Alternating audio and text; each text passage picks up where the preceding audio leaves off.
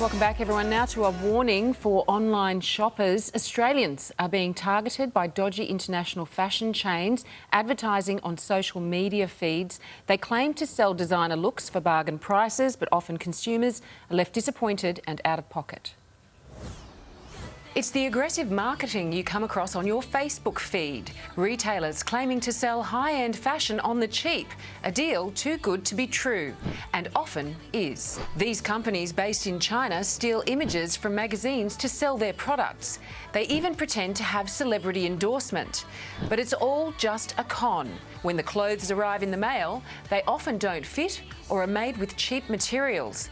Poor imitations of the glossy images seen online. Wow, some of those are truly terrible. So how do you know if an international fashion website is dodgy? And if you do get conned, how do you get your money back? Fiona Seaton from Turner Freeman Lawyers is with us this morning. Fiona, these retailers can be pretty unscrupulous. So how do they create these fake ads? Well, what's reported is that they just simply take images from international magazines, fashion magazines, websites or Instagram. Often you'll see when you look at the websites a series of images with the heads cut off, so it's hard to identify exactly who the models might be, for example, or the celebrities who've Instagrammed, and often any other markings on photographs are removed. So that seems to be the pattern. A lot of these websites are coming out of China, and we're not really talking about small backyard operations, are we? It's big business there. It's very big business. There was a report recently from BuzzFeed News that one Chinese e-commerce company had made over $200 million in sales in 2014 alone, and we know that, so it's very big business, and we know that Australians are more and more shopping online. New South Wales Fair Trading reports over $11 billion every year in Australians online shopping, and we know that a lot of Australians buy from websites such as Chinese companies. And a lot of the stuff comes up on Facebook feeds because the you start shopping and then the algorithm goes into your Facebook. So how can you tell if when it comes up if it's dodgy? Because if it's through Facebook, it looks all right.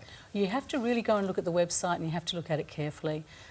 There are some key things you can check that might give you an indication. One is if there's a physical address and contact telephone number and fax number for the company. If that's not there, that should start sounding alarm bells. Right, okay. You should also look carefully at their terms and conditions and their replacement and refund policies.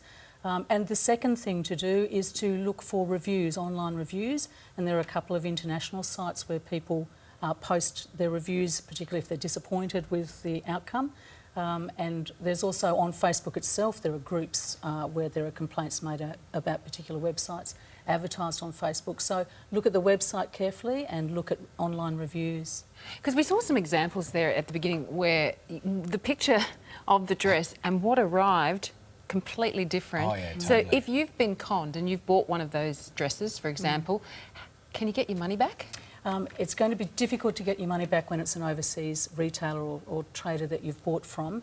The law in that country is the law that you have to look to for consumer protection. There's no Australian consumer law protection when you buy directly from overseas websites. So really you have to negotiate with that website. There are a lot of complaints about people who can't contact anyone there. Occasionally you do hear that people do get their money back, but it's after a lot of trouble, and often perhaps PayPal stepping in to assist. There's also an intergovernmental international consumer complaint, econsumer.gov website where you can lodge a complaint and they may assist. If something doesn't arrive at all, you can just contact your credit card and ask them to stop the transaction.